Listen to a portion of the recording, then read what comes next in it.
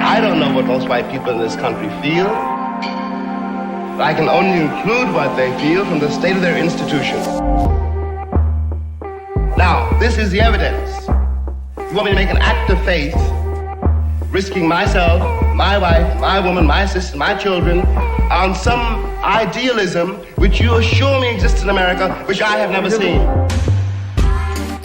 Welcome to Black History for White People, a podcast where we educate, resource, and challenge white people about Black history. I'm Brad, and on today's show are my co-hosts Katina and Garen. Today's topic is Juneteenth. We first cover what was going on in the nation before the Emancipation Proclamation. Then we zoom in on Texas specifically and what the culture was like, share some stories from the past, and tie the through line to why and how people celebrate Juneteenth today. We hope you enjoy the discussion.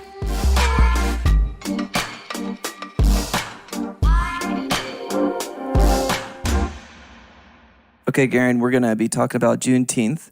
So set up for us the picture of what's going on in the country and the time frame, because I'm sure a lot of our listeners have heard of the word Juneteenth, but may not know exactly what that means in regards to history and the events that took place. So help us out. Yep, Juneteenth is a holiday on June 19th, celebrating the end of slavery in America. And it has roots in a particular story within Texas, within Galveston, Texas.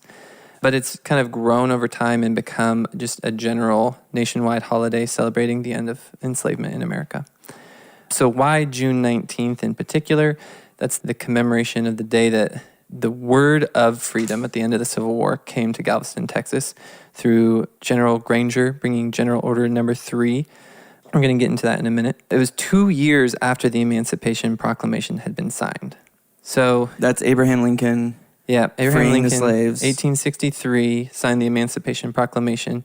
And then 2 full years later is when the word of freedom actually came to Galveston and kind of reached the extent of the American landscape. So it was kind of marked the end of enslavement, because that's kind of like the further reaches of the word of freedom, kind of reaching out to Texas, kind of at the far end.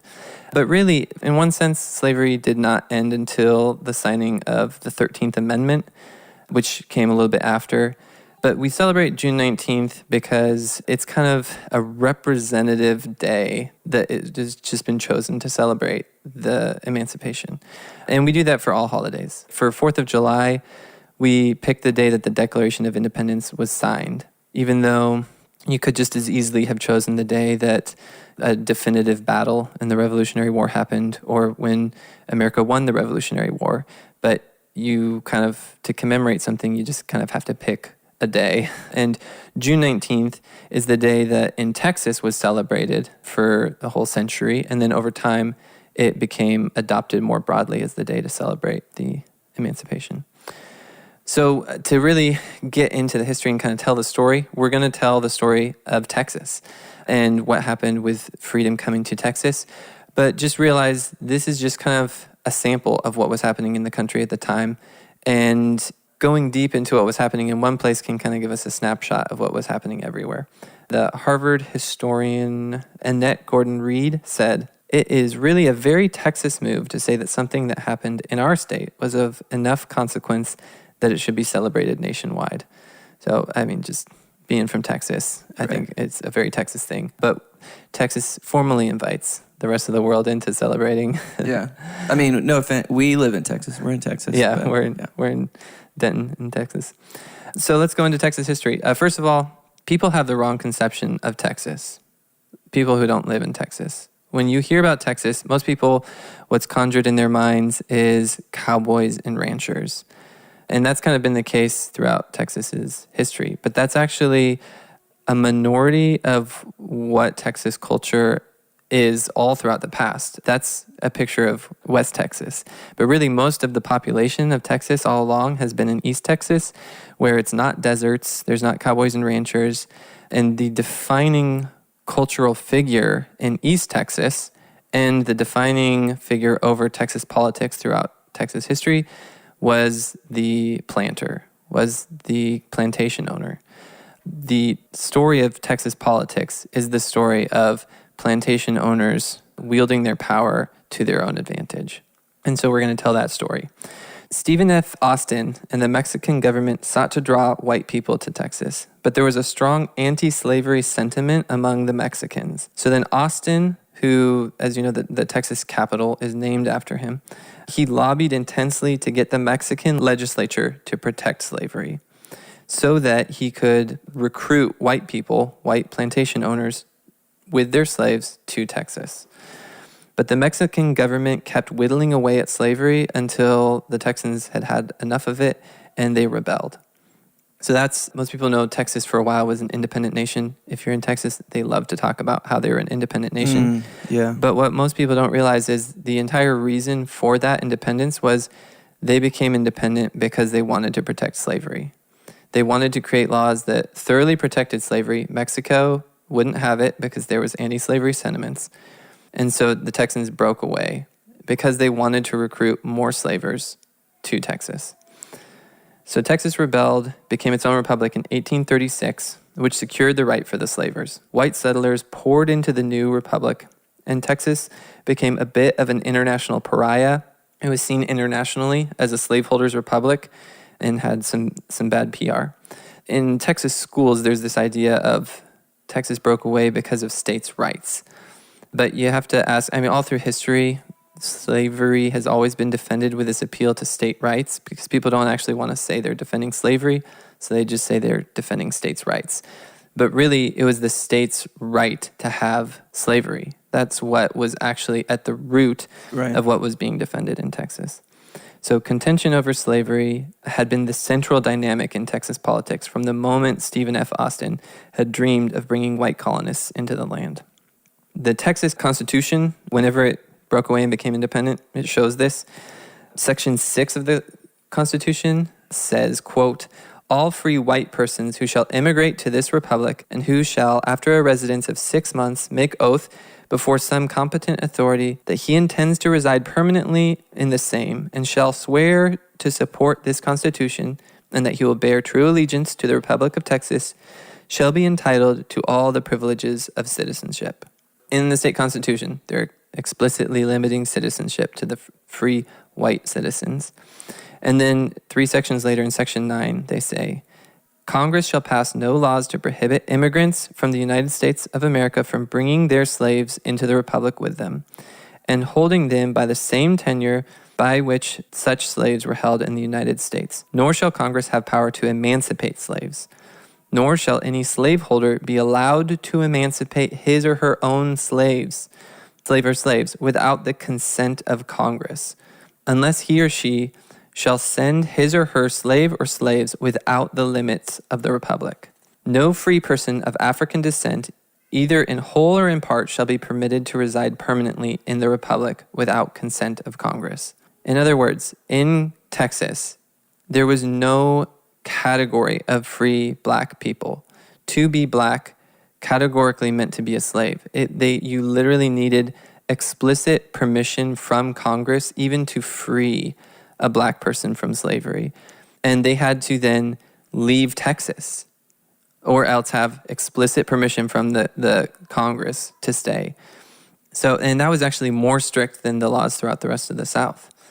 So slavery was central to the identity of Texas. Slavery was central to the culture of Texas. Annette Gordon-Reed, again, Harvard historian, said, "There's no way to get around the fact that whatever legitimate federalism-based issues were at play, slavery was a central reason Anglo-Texans wanted out of Mexico." So then Texas joined the U.S. Again, they had a bad PR because they were just seen internationally as a slave republic. And so they joined the U.S. in 1845. 16 years later, they joined the Confederacy in order to protect the very slavery that they had already been chasing all along. So that was in 1861, but the Emancipation Proclamation was signed in 1863. And so zooming out a little bit, we've talked about this a little bit before, but the Civil War was on the South side. Like, as far as the South was concerned, it was entirely fought over slavery, to protect slavery. The South saw that the North was whittling away at the laws that were protecting slavery, and so they rebelled in order to preserve it.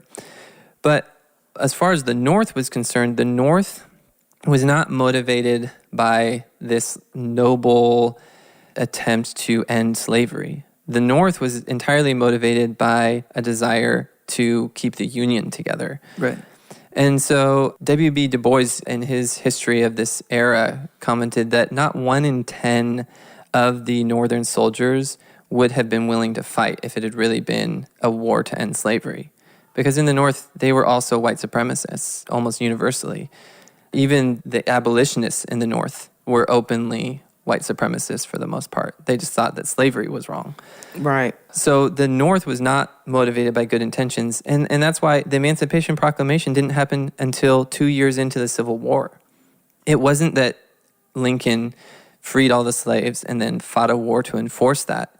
The war was already happening. And then halfway through the Civil War, the North was getting a bunch of refugees coming up from the South, black people who were running away from slavery. And they started to realize, hey, if instead of returning them, as they had been doing, if we actually just kind of recruit them into our army, then we could get a strategic edge over the South, and that could actually turn the tide of the war. And so then there was this pragmatic move on the part of Lincoln to emancipate the slaves as a way to try to recruit enslaved people to the cause of the North, both to gain soldiers and to deprive the South of the laborers who were keeping their economy afloat. There's a mixed bag where in the Civil War, again, it was fought over slavery on the part of the South, which they deny, and that denial needs to be firmly kind of rebuked, that no, the South was fighting the Civil War, not to protect states' rights, but protect and preserve slavery. But then also to just point out that even the North's intentions were mixed, and it wasn't really philanthropic. It was a pragmatic thing that slavery ended.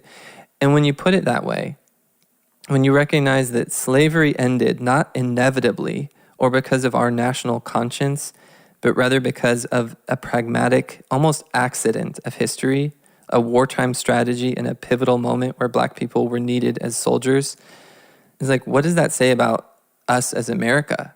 We have to process that part of the reason why white people think white supremacy isn't a big deal anymore is because it's like, well, slavery ended. So we had this moral conscience where we ended slavery and moved away from that. But just to recognize that all along the way throughout history, white people have never repented of and never turned away from white supremacy. Even the end of slavery did not happen because white people felt bad and repented and turned away from it.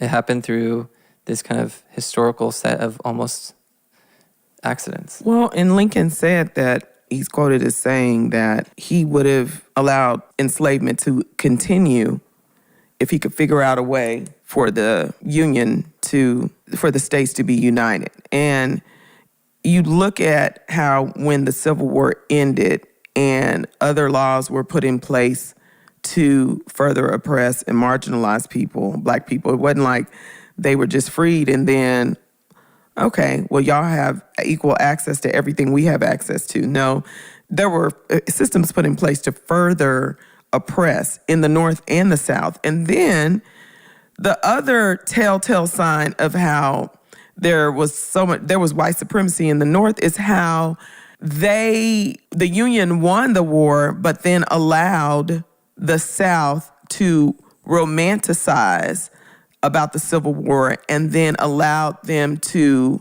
build just this whole system of romanticizing and having relics and songs and patriotic songs like Dixie, and building monuments, because the Confederate monuments aren't just in the South. Mm-hmm. Building monuments, naming schools, naming streets, naming, naval base, like military bases. You don't fight a war. I mean, can you imagine us fighting with a country and then after we defeat the country, like us helping to fight the Holocaust, but then allowing Nazi monuments. Yeah, Nazi monuments to be erected in the United States. When the Holocaust ended in Germany, they eradicated, over time there was like a complete, and even if they found a Nazi sympathizer 50 years later, 60 years later, 80 years later, like they would go out and find folks that were like 90 years old that were former Nazi, soldiers and arrest them. Yep. There was zero tolerance for the foolery. America never did that. And people say, well, why are black folks just now fighting the monuments? We know that's not true. We've been fighting and pushing against the monuments ever since they went up 50-something years after the Civil War ended.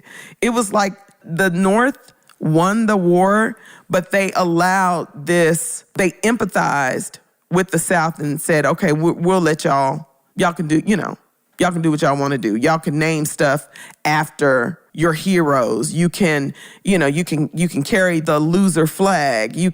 That's freedom of speech. That's like, it's nuts. Yeah, there was even bills that came up to reimburse slavers. Right. Those didn't pass. But, they also didn't do anything to help black people start to build a life. Like the promises of giving any kind of land or any kind of start fell through. And the North also didn't reinforce just basic justice for the black people of the South. Basic fairness in the court system, basic opportunity to have fair labor contracts or to have fair employment. Right. So I'm gonna read a section here of just to kind of make the point of I want to set the stage for what it was like in the South and in Texas leading up to the first Juneteenth. And an important part of it is just kind of recognizing the way that racism had just complete control over the mindsets of the people in the South.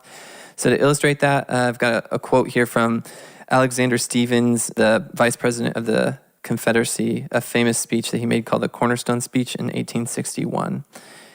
He says, "The new Constitution, that is the Constitution of the Confederacy, has put to rest forever all the agitating questions relating to our peculiar institution, African slavery as it exists among us, the proper status of the Negro in our form of civilization. This is the immediate cause of the late rupture and present revolution.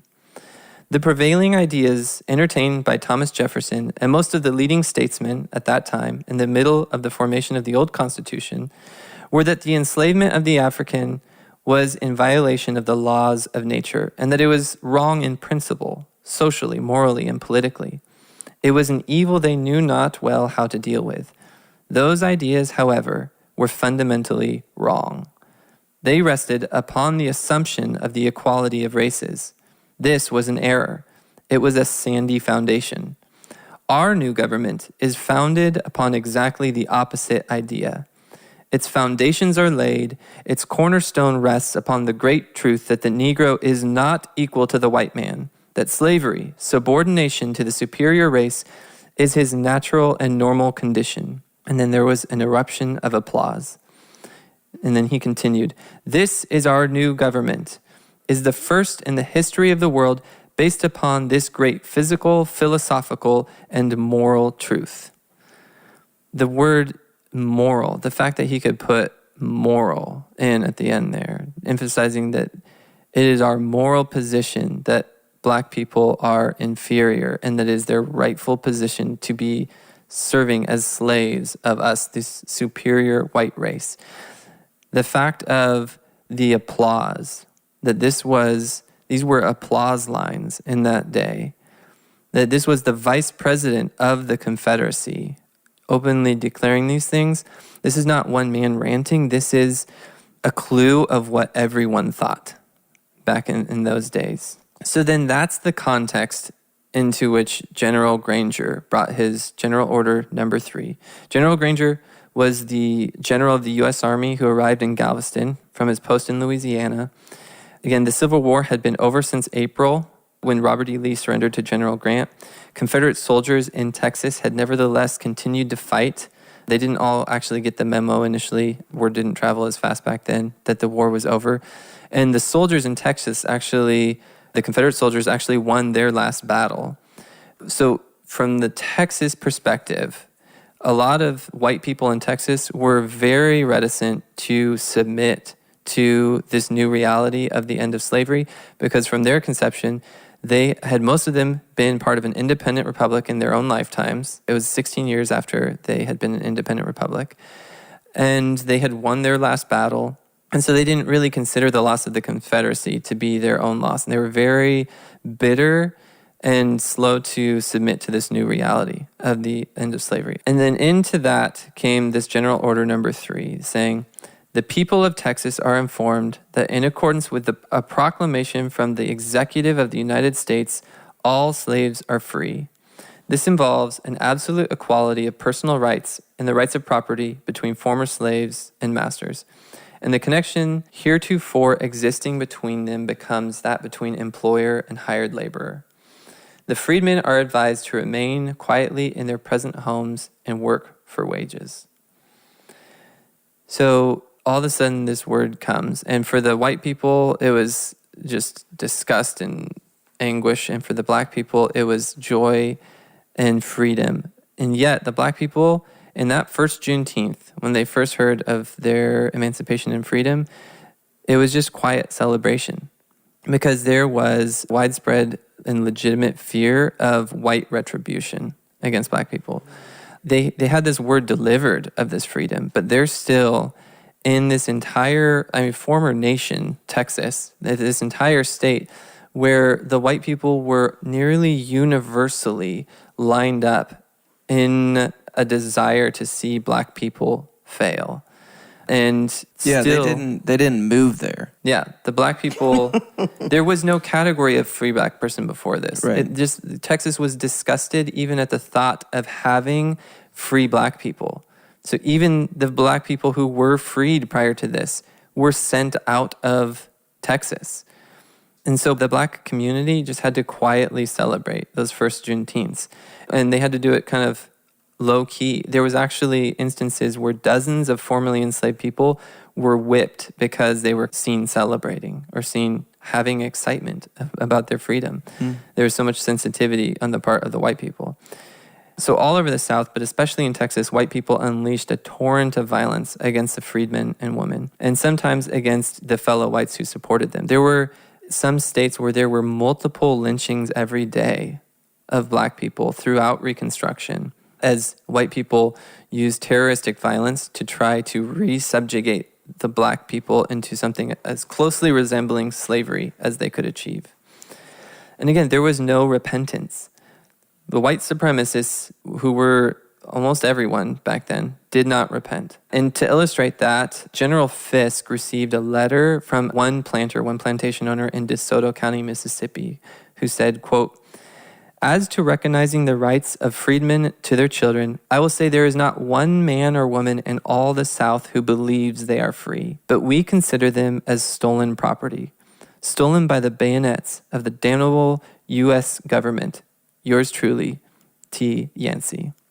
So that was the view, that white people saw them as stolen property and were embittered by that fact. And then also white people wanted, even needed black people to fail within society, because slavery, all throughout its time in America, the 70% of American history where we had slavery was defended by white people saying that black people were made for this and they will not be able to exist in free society. They are not going to be able to make it as free citizens. God designed black people, they would say, for slavery. And they would make all these apologetics of defending slavery that rested upon white supremacy and black inferiority. And so then when black people were free, white people were at a crossroads where they either needed to repent and say we were wrong all along. Black people are equally human beings who are capable of everything we're capable of, or they needed black people to fail, because otherwise it was going to expose the lie of everything that they had always believed, expose the lie of white supremacy. So after emancipation, white supremacists did everything in their power to inhibit the black community, even if it meant that the state itself would be weakened by unrest or by the loss of talented people who were willing to work. The white people designed society to prove that black people were not able to operate outside of slavery. And so that's why you have things like the Tulsa Massacre. There's a thriving black community where black people are entrepreneurs, starting businesses, starting to thrive, and the white community came in and just massacred and killed hundreds of them, burned entire sections of the city down because there was a need. They could have repented, but shy of repenting of slavery and white supremacy, there was a need for the Black community not to thrive. And so the North didn't really do much of anything to police the South in this constant terrorism against Black people. The North did set up the Freedmen's Bureau, and they did a little bit with the very limited resources that they had. But the Freedmen's Bureau was basically the extension of the Northern government that was there to protect Black people and get something started for Black life in the South, but they were super poorly resourced. Edgar Gregory was appointed to lead the Bureau, and he was given an impossible job. Texas was such a large state, there was so much violence against Black people that it was effectively impossible for him to move the needle. General Oliver Howard, who was over the whole Freedmen's Bureau, not just over Texas, he found Texas and said that Texas was the most difficult of all the former Confederate states. Because again, its white citizens were the most resistant to change because they had not been directly militarily defeated, and they had been an independent republic in the lifetimes of the people who lived there. And so they were just super resistant and super violent towards the Black community. I mean, even as you say that, I can, as someone who lives here, I mean, obviously, things have changed quite a bit since when you're reading that, but even though physically some things have changed, that mentality is, I can totally see that here. They almost use that as a basis to defend their mentality as if their mentality is right.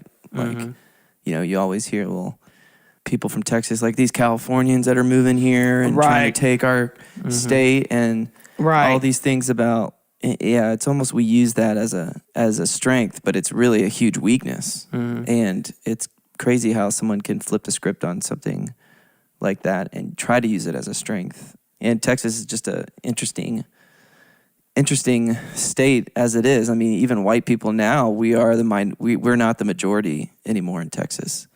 And I think it's been that way for at least probably a year or two. I'm not sure. I think the Latin community has outgrown us. And so it's interesting. It's such a crazy story to hear, especially that I can't imagine being someone in a society, enslaved in a society, then saying you're free. Okay, go ahead and go places. But it's like, I mean, if you think about that, what you were just saying, that people still oppress Black people and the mentality's still there. So even though you're free, you're not going to go walk the streets openly. And, but you're not just automatically friends with those people. And it's like, man, there's so much deep-rooted hatred that doesn't go away after a proclamation. Yeah, it's like you're free, but you're not even free enough to celebrate your own freedom. That's crazy. Right. And again, I don't even know how to, I feel like I say it all the time. I don't even know how to empathize with that. I can't imagine that, like trying to, like hiding your celebration of your freedom. And many Black people went back into enslavement because they were free to what? Like they were free to be homeless, free to, like because of oppression still being okay and legal and lawful and lynchings and persecution, they had to feed their families, they had to live.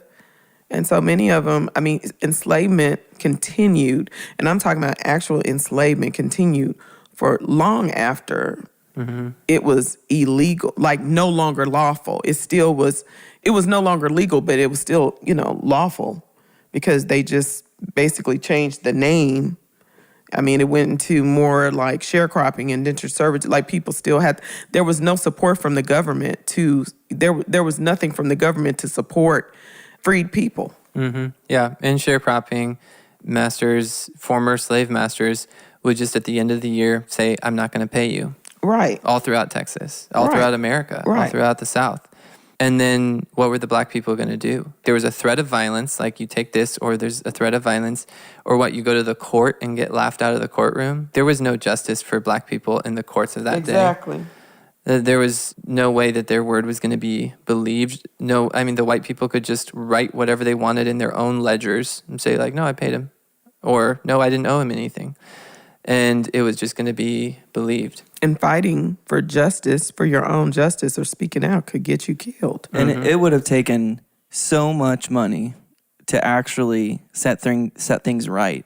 I'm not sure the country would have, I mean, definitely people weren't going to do it. But like, I mean, if you think about someone who's in prison and they weren't supposed to be there, and it was proved that they didn't do it, you know, the government will reimburse them money for the time they've been in prison. Like that happens a lot. And so, I mean, if you think about if someone is enslaved and we're like, okay, you're free now, the sheer financial numbers to be like, to take care of everyone, I don't even know if that would have even been actually possible. So it was almost like America, you know, like what you said, we accidentally made the decision in a way, not have slavery anymore. But man, it's almost like, how do you repair that? Yeah. It seems like such a bigger deal, such a deeper issue than the surface, than like our history books want it to be like, there was slavery. And then it was over. And then it's over. But like, man, that slavery is like this surfacey layer that's on top, but then it just has these thick roots that just go all the way down to the very bottom. And there was no effort to repair. There was not even a measly attempt. And that, yeah. Yeah, and think of it, that day one, as a freed black person, you gain your freedom. You're not allowed to celebrate it without threat of violence. And you have zero money and zero ownership, zero assets. Nowhere to live.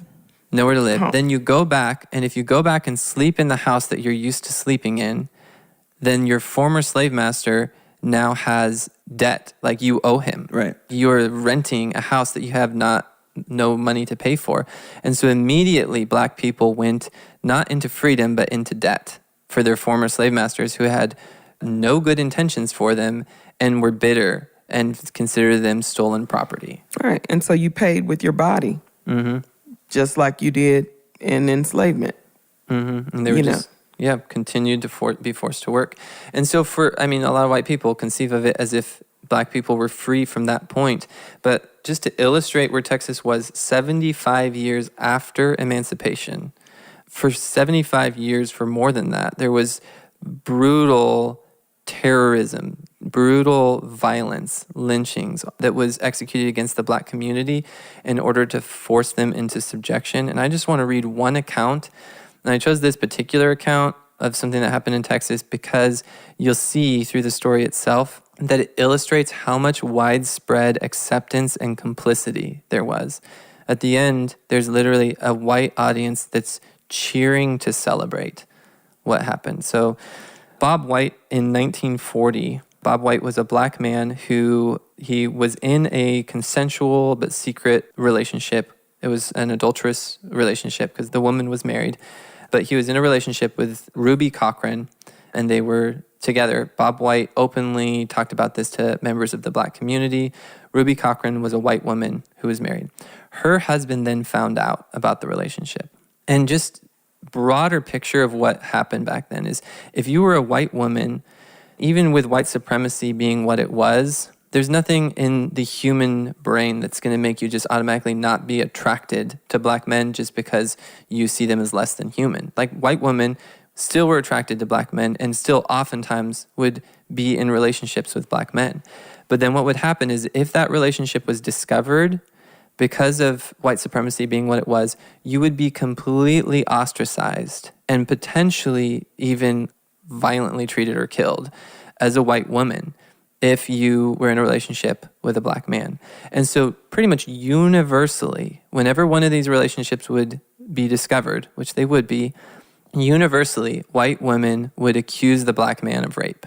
That's just what happened because it's either you do that and you'll be believed because nobody could conceive of you as a white woman actually wanting a relationship because they were so racist. So you would be believed or you just like throw away your life. And so universally what would happen is the white woman would accuse the black man of rape and then the black man would never be believed and he would be lynched. That's just what happened. So all throughout the South, this was a very common pattern that was practiced. And so in this instance, Bob was to be essentially lynched, but it was through the court system. Sometimes lynchings were extrajudicial, but sometimes they happen through the judicial process just being twisted. And when you say judicial process, you're saying the laws that we have in America would support this. Yeah, the laws then actually follow through with it. Yeah, so the laws, here's a man who's caught in this relationship, and then let me just walk you through what happened. I'll show you what I mean. Is that the Texas Rangers, took Bob into the woods and chained him to a tree every night for a week. And they beat him severely and demanded that he confess or else they would kill him. So then... You're saying confess to having raped Ruby Cochran. So they beat him severely. He didn't have a lawyer. He couldn't read or write, but they made him sign or put his mark on a signed confession that he couldn't even read. And then, having that confession, they took him and set up a court, kind of a show trial in front of an all-white jury. And this is what I mean. It was essentially a lynching, but it's through the judicial system. It's like the trial is a foregone conclusion that he's going to be convicted. It's an all-white jury, and they sentenced him to death in the electric chair. So that's what happened locally. But then at that time, some of the federal government figures were, this is 1940, so some of the federal government figures were kind of cracking down on lynchings and the way that justice was miscarried throughout the South. So the case was appealed and a new trial was ordered. So then White was again convicted, and then that was appealed to the Supreme Court in 1941. So the Supreme Court then overturned the conviction a second time, saying that White's constitutional rights had been violated, the way he was beat and threatened in the woods, which, yeah, that's a no-brainer. So then... Great job, Supreme Court. Yeah, so it went back to another trial, a third trial. And so then in June 1941, W.S. Dude Cochran, the husband of Ruby Cochran, walked in front of the courtroom, pulled out a .38, and shot White in the back of the head in front of the entire courtroom, in front of the judge and the prosecutors and everyone, and killed him instantly. And then he handed the gun to the prosecutor and turned himself in to be arrested. He was released on a $500 bond. His trial was just a few days later, and the trial lasted for 3 hours, and the jury returned a not guilty verdict after 2 minutes to open applause in the courtroom. In Texas. 80 years ago. Yeah. Wow. And this is half the time that has expired since slavery ended is when this happened, from then to now. So he was given a not guilty verdict to the open applause in the courtroom, and then Cochran walked out a free man after having murdered Bob White in front of the judge, lawyers, dozens of spectators. Wow, that's like unbelievable. I can't even... I'm like shocked. I was not expecting the story to go there. Mm-hmm.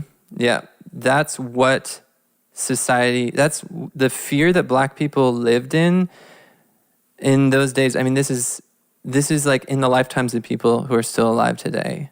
And they lived in a world that was that racist to the point that you could just openly murder a black man and get away with it because an all-white jury was going to acquit you. Then you can, and hopefully people are thinking like, oh man, how is that different from today? So, there's some ways it's hard to believe if that happened now, that same thing would happen. So, like if somebody just came in and shot a guy in court and didn't immediately die, like that. So that part maybe we can agree that it might be different. Yeah, but maybe like the shadows of that, the echoes of all white jury openly murdering black people and then just kind of on bond, or murdering a black or brown person and then you're a few years in prison and then you're good. Murdering someone and because you wear a certain uniform, you don't go to jail. Yeah, qualified immunity and it's hopefully people can. That seems. I think I can probably agree with everyone who's listening right now. Is probably like that is absolutely crazy. Yeah, even today, the Supreme Court issued a ruling, the Batson rule, that basically said that lawyers are not allowed to strike black jurors from juries. But even today, that happens all the time. That black jurors are way more likely to be struck from juries. And there are prosecutors, where you can look on YouTube and find videos of prosecutors training and teaching other prosecutors on how to slickly get away with dismissing black jurors, how to come up with other excuses for why you're getting rid of them, because white people know that an all-white jury is more likely to convict a black defendant. It's actually 16% more likely to convict a black defendant if it's an all-white jury, even today. And and I think what's crazy is that jury selection is strategy. But yeah, go ahead. Yeah, I'm sorry. it is. And it is. And it's super disheartening. And it's like... That's a whole job. That's a whole, yeah. But what's crazy is when people are saying, I think what keeps popping up is, man, you're talking about race. We make these things a race problem. And it's like, I hope when people can hear this, even like disparities and stuff of, hey, let's not talk about race. And it just seems to dismiss things that are, we think of a lot of times racism is enslaving Black people. It seems like maybe we're getting close to the hump of like, hey, that's not what racism is.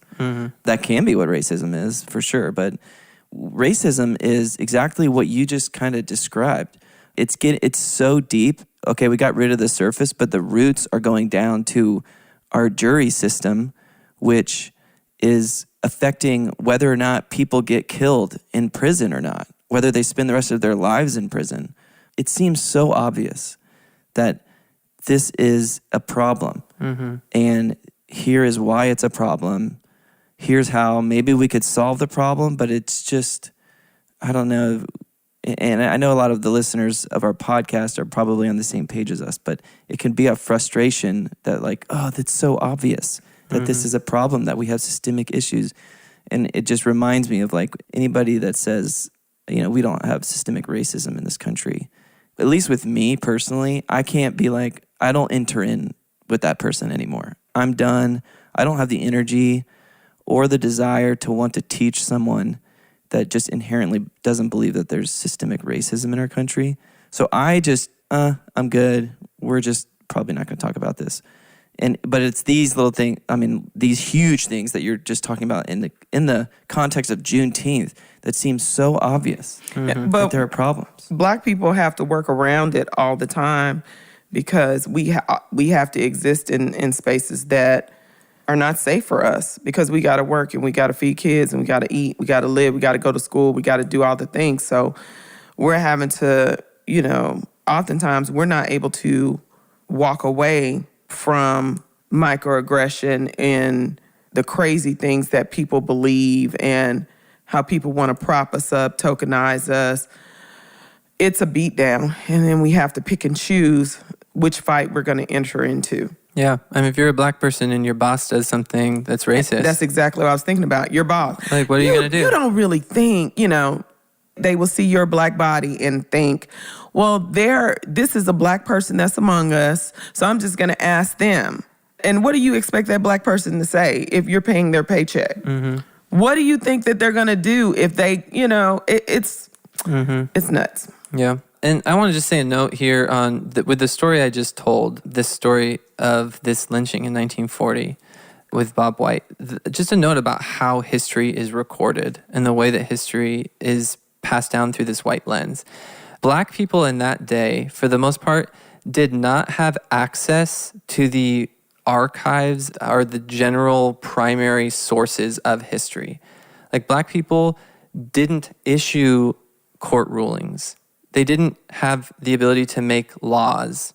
They were, because of all kinds of oppression with voting, which we've done another episode on in the past, like, they didn't have access to the ballot box and they weren't represented in state legislatures. And so the normal way that history is recorded, the normal primary sources that we use tell a slanted, one-sided story. It's almost like today, in our context, think of how differently the last 4 years or the 4 years of Trump's presidency, think of how differently those were reported in Newsmax versus like Washington Post. Yeah.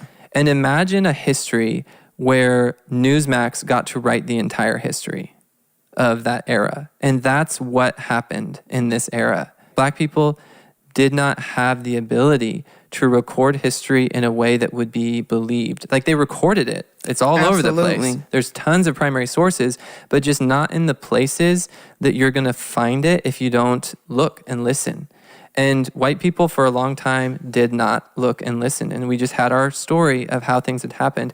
Well, I almost think it's not even that they didn't look and listen. It's that they saw it deliberately and they turned tuned it away. out. Yeah, they deliberately turned their back to it. Because a lot of... Which is worse. The documentation is there in plain sight. Like, you don't even have to dig that hard in the archives to see the display of white supremacy, because People, boasted about it. They wrote about it in the papers. They had Klan meetings at the churches.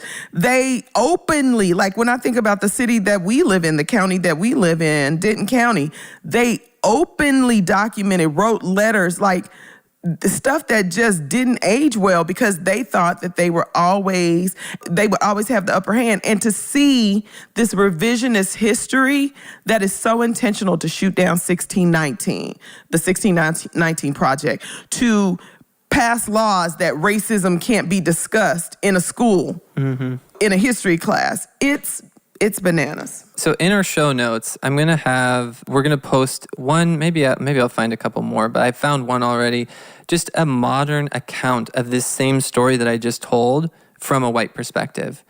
Where if you want to just read that in order to just like notice how differently it's told and realize that that's happening to all of your history.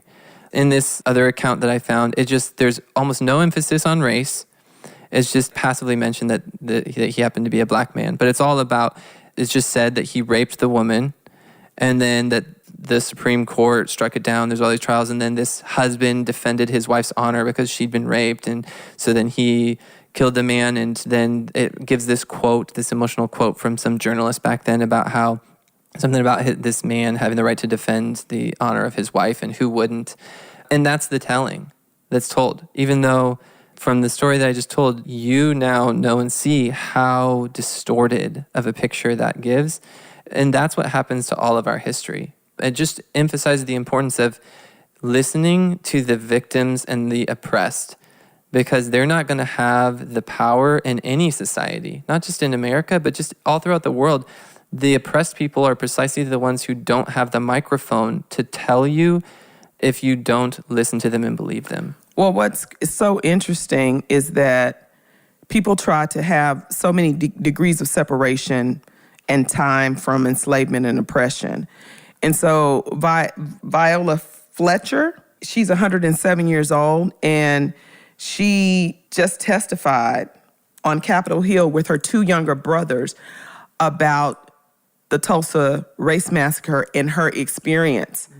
Her vivid memories, her trauma, the fact, advocating for reparations. So it's crazy that they're, like you said, my parents, people's grandparents, there are people who are still alive that either witnessed or saw their relatives endure or that saw oppression, like Black people saw it firsthand and experienced it firsthand. But you know who's also alive? The people who did the domestic terrorists, the white supremacists. It's so funny that we want to suppress all of this because we don't want to see Paw Paw as the racist that he was, because he was lynching Black people. It's real. If Viola Fletcher is alive, then there are probably people who participated in the Tulsa massacre that are alive. Yeah. But they get to hide. Why are they not in prison? Emmett Till's accuser, she's still alive. That 14-year-old boy was slaughtered. She never went to jail, and she admitted that she lied after many years. There are many white supremacists who get to just recreate themselves, and they're probably some of the same people who advocate for the revisionist history, who are voting and pushing for voter suppression. They're participating. Yeah, it's almost like, and this ties into a couple of things that we've said. It's almost like, imagine that you have like a game night and you're playing Monopoly. And for the first half of the game, all the white people are just stealing the property from the Black people and taking all their money and all their, and everything. And then partway through the game, the white people gradually start to play by rules that are more fair a little bit. And they kind of stop stealing some of the properties and money, but they keep the ones that they already have. They keep all the stolen properties. And so then Black people in America now are playing with basically nothing. And then white people are like, well, now we play by fair rules. Now I don't treat Black people unfairly. I happen to hold Boardwalk and Park Place, that I've had those, they've been running in my family. But I charge, whenever Black people land on Boardwalk and Park Place, I charge them the same amount that I would charge a white person who lands there. And so it's this this legacy of unfairness that has grown even over time, like this growing and the vast inequality that's a legacy of racism. And the generational disparities. Yeah, and white people can feel like they're being fair if they define racism as I treat black people and white people the same, without actually, there's never been a repentance of the history of the legacy of the unfairness of the past. And Brad, to your point about the roots, America never uprooted the tree of racism or white supremacy. Like, we didn't even cut the tree down. We just gradually reduced the portion sizes of its fruit that we would eat. And we judge people of the past because we can see that their racism was a little bit like too strong for today. It's not acceptable by today's standards, but we continue down the same path and eating the same fruit just with lighter portion sizes. And there's never been a moment that you can point to in American history where we have actually repented of white supremacy or enslavement. So speaking of all of that, people are going to ask, like, what can I do? So let's talk about what they can do. Yeah. What does it look like then, with all this as history, to celebrate Juneteenth? It's been a holiday that all along has looked back upon this promise that was never fully realized even in that day. Mm-hmm. Like, emancipation didn't fully happen then. And it's a promise that even to today is not fully realized. Millions of black people, I just read an article this morning about a black man in prison for life without parole for marijuana possession. Mm-hmm. And it came up and there was a chance for that to be overturned. I think this was the state of Mississippi. And they didn't overturn it. They just kept him in prison for life for marijuana possession. So this is something that has happened and is still happening today. And so it's just a very mixed emotion thing to celebrate Juneteenth, because it's a promise that's not really fulfilled. And yet, it's something that needs to be elevated in society, both like the learning of true history, and it is right to celebrate equality. It's right to celebrate black people, in a sense, on paper, being made equal, even though it wasn't fulfilled. And so I think there's this tension, but it's also like a good thing to celebrate, even at the same time that the reality has not been fulfilled. Well, there's a tension in the black community because many black people, and I'm torn, because many black people don't celebrate Juneteenth and are like, I wish I would celebrate, not being told that I was free until however long later. I wish I would celebrate that mess. Like, why do we celebrate our oppression? Why do we celebrate these delayed, deferred American white supremacist benchmarks? Why do we uplift them and elevate them? But then on the other side, it's a story of our perseverance, our tenacity, how we have stood on each other's shoulders, black people, it's a celebration of us. I mean, I'm torn. I have many black friends, and I know many black people that speak against celebrating something like Juneteenth, but then I have many friends and many black people that absolutely celebrate it, and I'm somewhere stuck in the middle. I've always participated in the Juneteenth activities here in Denton. It's one of the oldest documented Juneteenth celebrations. I think they started celebrating in, I can't remember what year, but it has a long, ongoing, like, documented history in Denton. And so... And I can even... It's hard for me to empathize with a lot of the situations that we talk about on this podcast, but I can understand why that's a tension for black people. Yeah. I can understand why celebrate it. It seems like such a cheap, fake 4th of July. Yeah. Right? I think it's like 4th of July, we kind of... is freedom and stuff, but it's not actual... July 4th, that is not the bedrock of the holiday. Mm-hmm. And if we're going to talk freedom for all people, I mean, Juneteenth is certainly more of a holiday for that than July 4th will ever be. But I can understand that, like, we don't want to celebrate it because it seems so, like, why? Why are we celebrating this silly, easy thing that we should be? But then the tension of the good of it. Yeah. I mean, let's just zoom in on that for just a second. 4th of July is a holiday where we celebrate people being freed from a 3% tax from Great Britain. It was a 2% direct tax and a 1% I'll take a 3% indirect tax through something called the Navigation Act. Right. So it was a 3% tax versus Juneteenth. We celebrate Black people being freed from not just slavery, where they didn't get wages of their work, but actual complete dehumanization. And then on 4th of July, it was 2 million people were set free on 4th of July. The population of America at that time was 2.5 million, but 500,000 Black people remained in slavery. Like their status was unchanged by the Revolutionary War.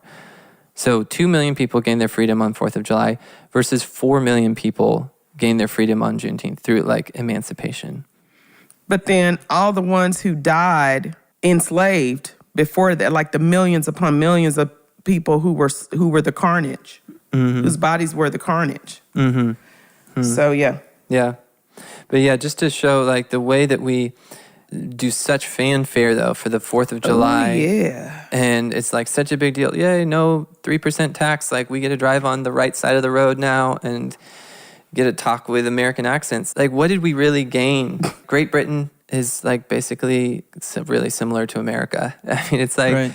versus what happened in emancipation, America, our deepest, darkest garbage was overturned. Like white people also ought to be more happen for us as white people on emancipation than on 4th of July, because freedom from sin is way better than 3% from a 3% tax, freedom from a 3% tax. Like I would much rather live in America where there is no slavery than in an America where I have to pay another 3% tax. Like what Juneteenth should be, in that sense, a much bigger deal to everyone than the 4th of July is.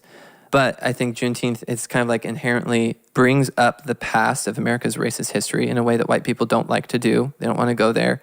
And it elevates Black people in a way that white culture. But that people from Britain, they fought for their freedom to come to this land and rob, steal, pillage, rape, and further oppress. Like, how crazy is that? Mm-hmm. Yeah, and I think we'll probably talk about this, but like, we're not advocating, hey, don't celebrate July 4th. But I think with most holidays, and I mean, there's some holidays we certainly would be like, yeah, I'm not going to celebrate. I don't celebrate July 4th. But I think when like my family and I were going to go, I buy some fireworks and shoot some stuff off. But I think it's a time to actually let's talk about what actually happened. Like, what are we really doing here? Mm-hmm. I mean, I think let get with your friends and cook out and do all the stuff. But let's be real about what actually happened and what actually is July 4th. Mm-hmm. You know what I mean? And not from the revisionist history, Right. July 4th. So I think it's one of those things where there's certainly some holidays, Christopher Columbus Day. There's some things that are just like outright, let's not do it. Right. And I don't think July 4th is that, but I do think, and if you choose to not celebrate it, hey, I get it. But I think let's just be real about what's actually happening and the origins of this, and not to paint this picture of, you know, even that our forefathers are like the worst crumb on the earth and blah, blah, blah. But they certainly weren't the super awesome, great people that we think they were. And, you know, we can paint the same pictures for us. I mean, we think we're more awesome than we are. Mm-hmm. And so let's just be real and actually talk about facts and what actually happened in these things, because there's not a good way, there's not a better way of painting honest truth and a bad way of painting that. Some of the forefathers had over 600 slaves and were raping Black women. Mm-hmm. Yeah, 40 of the Declaration. They romanticized like rape and having like, I can easily say that. 4th of July, we don't celebrate it. It's like Black people are off work and we cook out day. Yeah. That's what it is to me. And for white people, reflect on that for a second. So I have a Frederick Douglass quote here, this is kind of a famous quote that maybe can help white people realize why that would be the case. He said, "What to the American slave is your 4th of July?" Right. I answer, "A day that reveals to him more than all other days in the year the gross injustice and cruelty to which he is the constant victim. To him, your celebration is a sham, your boasted liberty an unholy license. Your sound of rejoicing are empty and heartless, your denunciation of tyrants brass-fronted impudence. Your show of liberty and equality, hollow mockery. Your prayers and hymns, your sermons and thanksgivings, with all your religious parade and solemnity, are to him more bombast, fraud, deception, impiety, and hypocrisy, a thin veil to cover up crimes which would disgrace a nation of savages. 4th of July, to the black person, to the black slave of that day, was a day when America celebrated the very freedom that they simultaneously denied to black people. Mm-hmm. And Frederick Douglass called it out and told them they were whitewashed tombs, literally. But then I also, to Brad's point, 4th of July is a day when we shed a 3% tax from Great Britain. And I don't want to say there's no value to that, because over the course of 200 some years of our nation's history, that tax would have added up. We would not be anywhere near the nation we are today if not for that independence. That prosperity that came through that, it still has meaning. It's still, I don't want to say like there's nothing to celebrate, or that there's like, the day is not racist in itself. It's just that black people weren't included in it initially. But both Juneteenth and 4th of July, what I'm saying is that both days we should approach with a little bit more somber reflection than we do. EJI, Equal Justice Initiative, has a quote. Man, we'll put EJI stuff in the show notes, but if you guys don't know EJI at this point, the Equal Justice Initiative, you need to go to their website, support them. Absolutely. I mean, they're just doing really great work. So EJI says Juneteenth should be a national day of reflection that invites us all to confront the unfulfilled promises and justice denied to black people in this nation. This reflection can better prepare us to deal with the legacies of racial injustice that we live with today. By strengthening our understanding of racial history, we can create a healthier discourse about race in America that can lead to an era of truth and justice. Use it as a day of reflection. So, we want to talk about what white people can do. Let's do it. Yeah, what do we do? What can I do? Yeah. So then how can white people celebrate Juneteenth? I mean, a couple ideas would be read the true history and reflect on the true history of America. And that's true of both Juneteenth and 4th of July. Learn what actually happened in our country. Use it as a day to get on EJI's website and read and reflect. Also, you could buy a book from a black author. Something I kind of found out through researching for this episode is you can actually search on Google black-owned restaurant and take your family just out to eat and talk and have a conversation about America's history at a black-owned restaurant, while being a patron and supporting a black-owned business. And Google actually you can search by businesses that are black-owned just by putting those words. But really, I think white people have in society, we just generally have the microphone most of the time and the ability to decide what traditions to form around different holidays, Santa and the Easter Bunny and all the things. Like, we kind of come up with everything. So Juneteenth, I think, really is just like a holiday that is still forming over time and coming into its own. It's still being adopted. It's 47 states have made it a state holiday, and there's a big push to make it a national holiday that I think will happen. And so it's going to continue to be shaped and formed. But as a white person, it's a good time for us to just step back and let black people decide like what they would like the holiday to look like, and to have them have the microphone. So just, Katina, I want to set you up with that and just turn it to you. Like, how would you want white people to celebrate it? What would it look like? How would you feel loved on that day by how white people can celebrate it? So the holiday itself and then the ongoing work and the spirit of the holiday are two things that I want to address. So white people, when there's a celebration or there are events that are going on in your city, again, Denton has been celebrating Juneteenth since 1891. I would say lose the one and done mentality and commit to ongoing work. Go to Juneteenth festivities, but also look to do things outside of Juneteenth, Martin Luther King Day. And that's not just the white people, but white organizations, white churches, because so-called multi-ethnic churches have a long-standing history of doing this one-and-done thing for performance. Support Juneteenth activities in your city or near you, specifically Black-led and run. Denton's Juneteenth now is more city-funded, but then this year, Project 19 is an organization of Black activists in Denton who grew up in Quakertown, grew up in Southeast Denton, whose families descend from Quakertown, and they're doing events this year alone, like as a separate group, and they're providing scholarships for Fred Moore students in Fred Moore High School. You can read it. You can listen to our Quakertown episode. But support Juneteenth activities in your city or near you, specifically Black-led and run. Attend with a heart of humility as an ally and not a spectator or consumer. So I'll use white churches in our area. Folks show up to support their so-called racial reconciliation efforts and not to do the work to serve, the marginalized community. Black people, we are by default inclusive, and we invite white and other cultures to speak or sing in Juneteenth activities or Martin Luther King Day or whatever day. And it's funny how that works. The most excluded people group is the most inclusive. Go to the activity and stay a while. If it's outdoors, and this is stuff that I've just witnessed because I've been a part of Denton Juneteenth for decades. If it's outdoors, don't come for 30 minutes to say you did and leave because it's too hot. How you think slavery was? Like, slavery was too hot and nobody had a choice. So if you're gonna come, bring your water cooler, bring your drinks, bring your stuff, and be with the people. And don't sit on the outskirts because your white pastor is speaking for 5 minutes or the choir has been invited by the Black people who are descendants of the oppressed and who are marginalized. We invite you, we give you the stage to speak, and you do your thing, and then everybody, all of a sudden you see this big white exodus from the event. All right, we did it. Oh, y'all were so great. Y'all sang so, it was such a beautiful visual picture. Oh, we're going to post this in the church bulletin. Look at us. Come to stay. Learn about Black history and the varying Black perspectives on Juneteenth.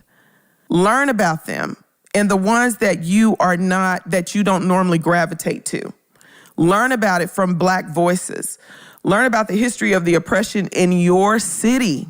Denton has a horrible history of racism that continues because you don't have to go far to learn about Black history. Start in your city, and advocate for reparative work in your city. So in Denton, again, Quakertown, just like Tulsa and many other cities where Black people were displaced and their businesses were replaced. That's probably happened in every major city in the country, but in several small towns all throughout the country. So leveraging your privilege to advocate for reparative work, look around the town. Identify the Black-owned businesses, like Garen was saying. Denton Square is the hot spot here. It's the tourist attraction. They make a lot of money for that overpriced coffee and overpriced food. They make tons of money. Like, what we don't need in Denton is another coffee shop or pizza joint. But what we do need in Denton is for reparations that Black businesses that were once on the square and run out, that they be restored. Advocate for Black-owned businesses. Don't just go to the catfish place.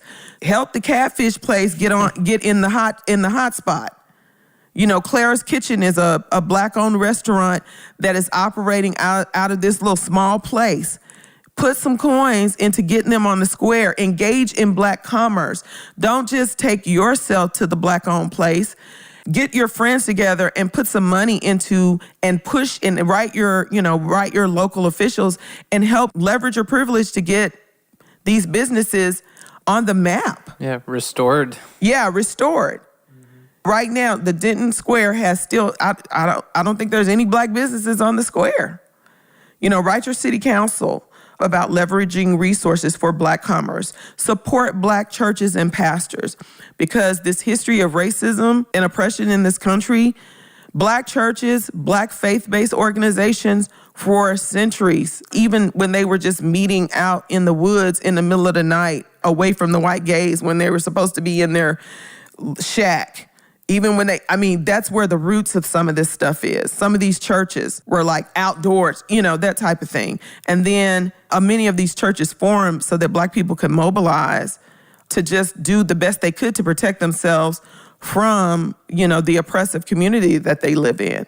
So support these Black churches that have been around. Many of them, have been around for over 100 years. Get to know who these Black pastors are. Don't just show up on again, Juneteenth or MLK Day to show your face for a photo op. See if they need a new air conditioning system. Notice the building that they're in and put some coins behind restoring their buildings or helping them to get new buildings.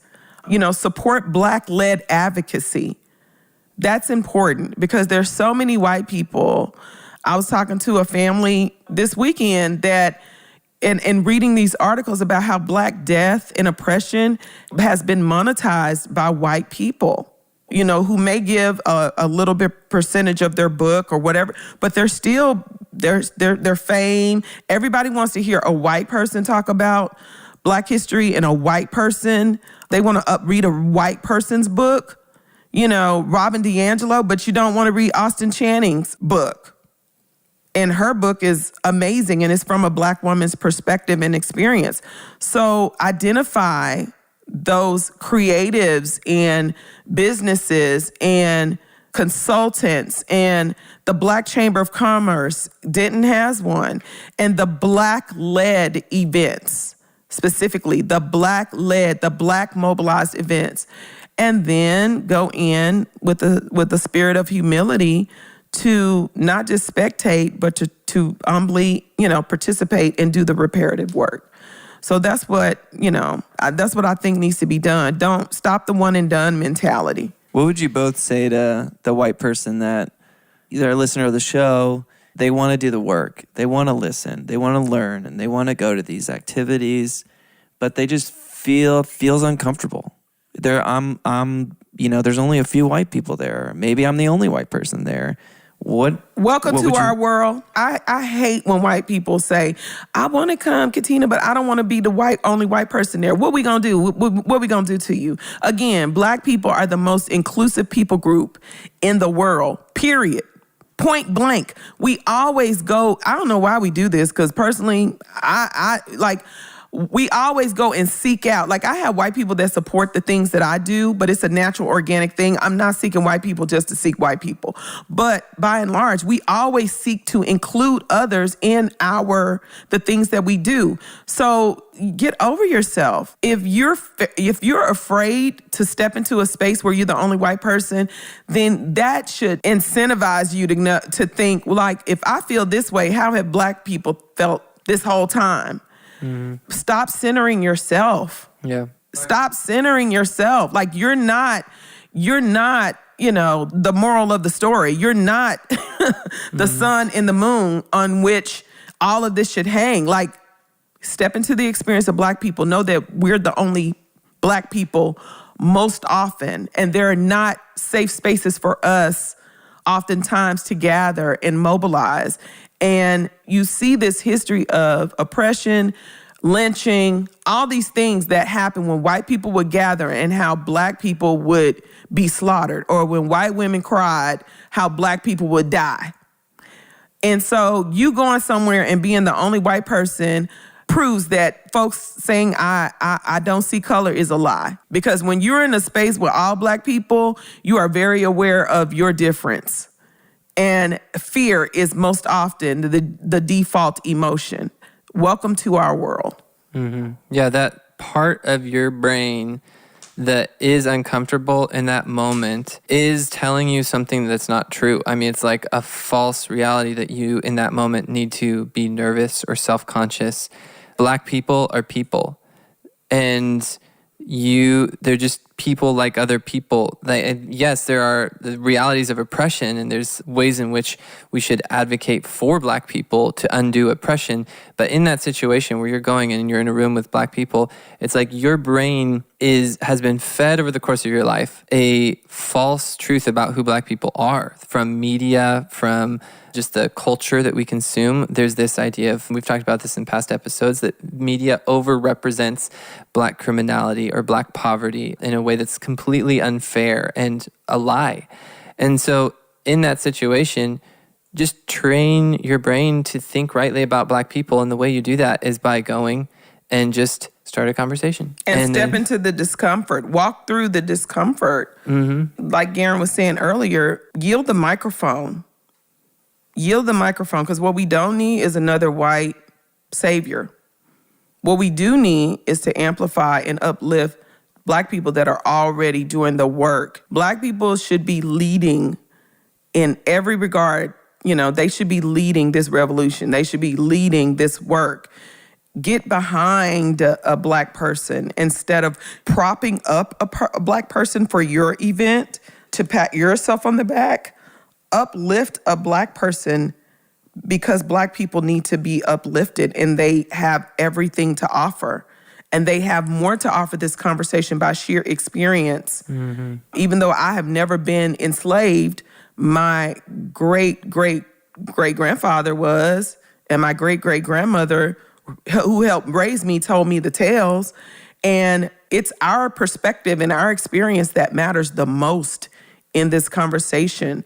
So get behind us. I mean, even you talking about the inclusivity of the Black community, part of that is because when you have been a victim of being excluded, then you know how that feels. And so the Black community has this empathy and this intentional desire then to be inclusive that white people, oftentimes, we just spent our whole life just being in the in-group, and so we don't even think about what it would feel like to be excluded until you're there as the only white person, and you're not comfortable. And that's a new reality that you just suddenly discover, that that's a dynamic. And that goes back to the Black community just needs to lead this conversation, because the Black community has experienced the oppression and experienced the exclusion in a way that equips the Black community to have better insight into how we build inclusivity into our society. And I think your unwillingness to talk with people at events, to start conversations with Black and brown people at a Juneteenth local event, I think your unwillingness reveals what you actually believe. Why are you really there? Your unwillingness will prove why you're there. Or if you're just going to support the white person that's going to be on stage and take a picture, that proves why you're really there too. Yeah. So it's like your unwillingness will prove you the wrong reasons why you're there, and your willingness should prove why you would be there, and it would be that you want to love other people. Yep. And that should be an easy answer to the question of, are you willing or not? Mm-hmm. And I mean, love is to love other people. It's a journey. It's an adventure. It's not just like a one and done. It's not something you necessarily need to understand every step that love demands of you. You just start walking. You just start going. You start pursuing love, and you walk down that road. And as you go, you're going to make mistakes, and you're going to apologize and be ready to humble yourself and learn. But go down that road, because there's nowhere better to be.